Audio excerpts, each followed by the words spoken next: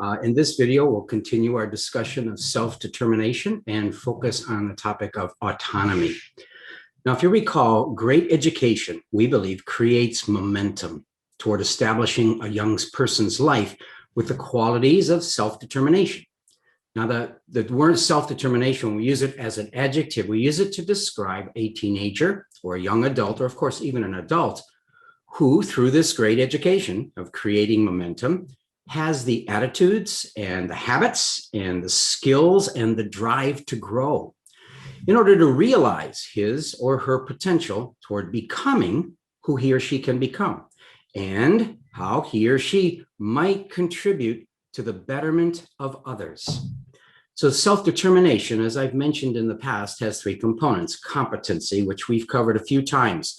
That is a result of one's personal history of various successes and achievements and effort, which support a very healthy sense of self-worth and a sense of confidence. So when you face life, you have the confidence, I can do this, I can move forward in this. Secondly is autonomy, which I will discuss today. And lastly, or thirdly, is relatedness. Now, this term self-determination I've borrowed from the studies and research in the field called self-determination. It's one of the fields in psychology, and it's led by two scholars, Edward Deci, a professor of psychology, and the Goen professor at the social sciences at the University of Rochester. He's also the director of its human motivation program. So he's well known in psychology for his theories on intrinsic and extrinsic motivation and basic psychological needs.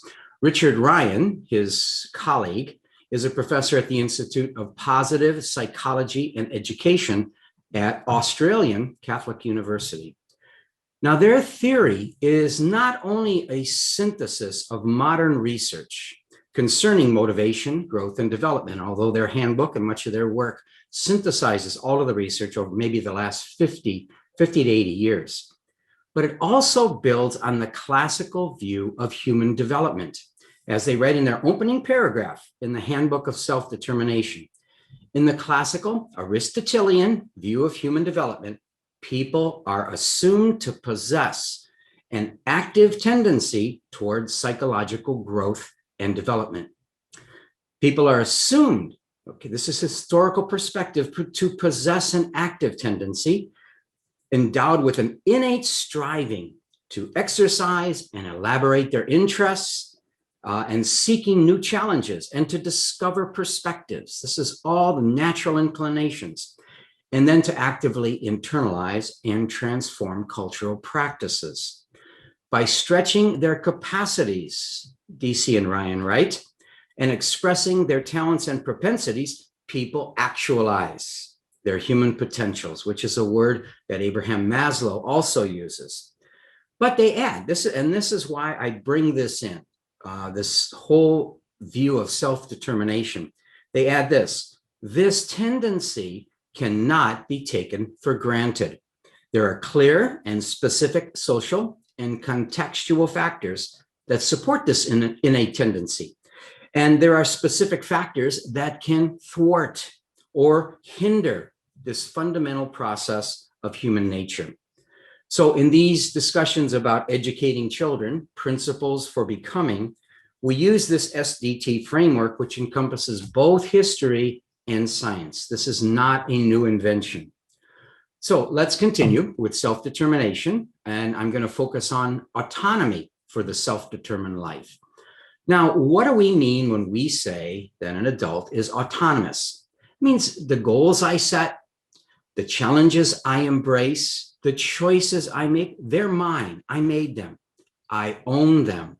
I take personal responsibility for what I do, how I do it, and how it might affect others.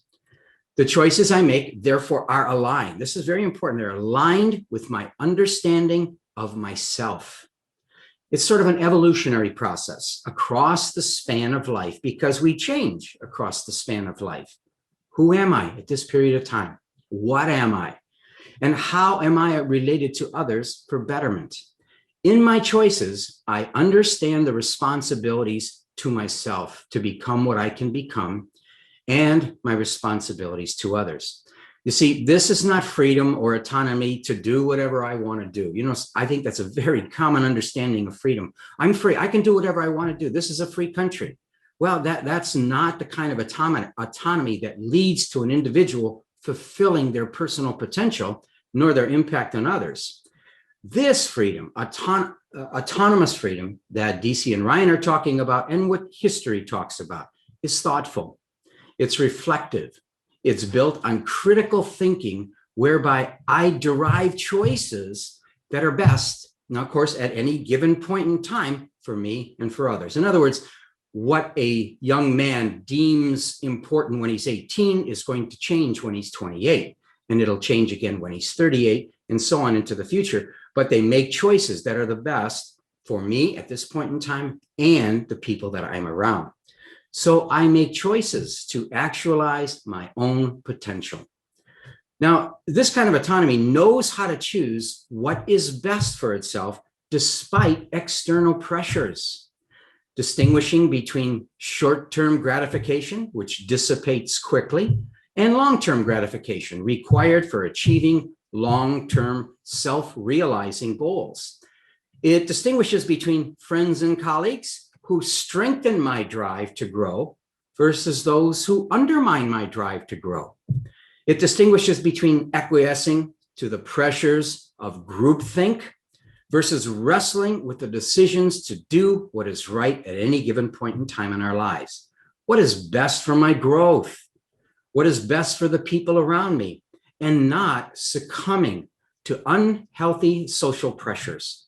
Distinguish between enduring values versus momentary whims, between what is me? Is this decision me, or is it really not me? Autonomous adults are also open-minded. Their history of learning to make wise choices demands that they listen to others, that they recognize there are different perspectives in life, and that personal choices, although they are personal, serving one's own interest, and that's important. We have to have interest, and it has to benefit us when we make these choices. They are made within the context of others who might think and feel differently. Furthermore, since the exercise of autonomy is evolutionary by definition, meaning keeps changing as we grow older, it requires reflection. It requires critical thinking at each new stage of life. So when I'm 15, 25, or 55, whether I'm just beginning to explore relationships with men or women and I'm deciding who to marry, or after I'm married, how does my life change? And whether I have kids, how does my life change? And in my profession, if my profession changes, who do I need to be? Who do I need to become? And how do I need to interact with the people that I'm surrounded with? And this is also why you'll remember a couple of weeks ago, Helene and I decided to include the video on the creative problem-solving process, because creative problem-solving is kind of at the core of this. You're rediscovering, reimagining again in your life what you can be in any given setting. And it's in the midst of our discussions about self-determination. As a growing, thriving, becoming human being, I am also a creative individual, because I'm continually reimagining who I am and what I can be. That's sort of the pathway to fulfillment in our lives. My thought process, advancement. It's positive and it's productive. In her book, The Creative Brain, The Science of Genius, Nancy Andreessen, who's an American neuroscientist and neurophysicist who currently owns the Andrew H. Woods Chair of Psychiatry at the University of Iowa, and she's also a medical doctor, coined the phrase, every man's creativity, or every woman's creativity. And what she meant by that is, by nature, we're creative. I think Helene used the example of being creative with dinner, being creative how to work with your children at different times, being creative how you keep your house. Everything has the element where I can think about it in a new way and create it in a new way.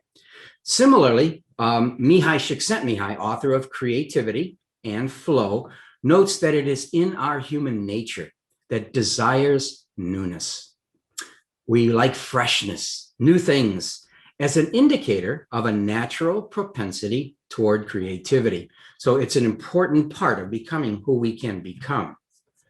An autonomous life, therefore, is a life of reflection, period after period after period, a life of personal exploration that reimagines what I can be, what I can do, and who I need to become. This is autonomy. This is a gateway to a richer and fuller life as the periods of my life move forward. I may be successful professionally, interpersonally, personally. People are creative because they reimagine themselves. This also is freedom and autonomy.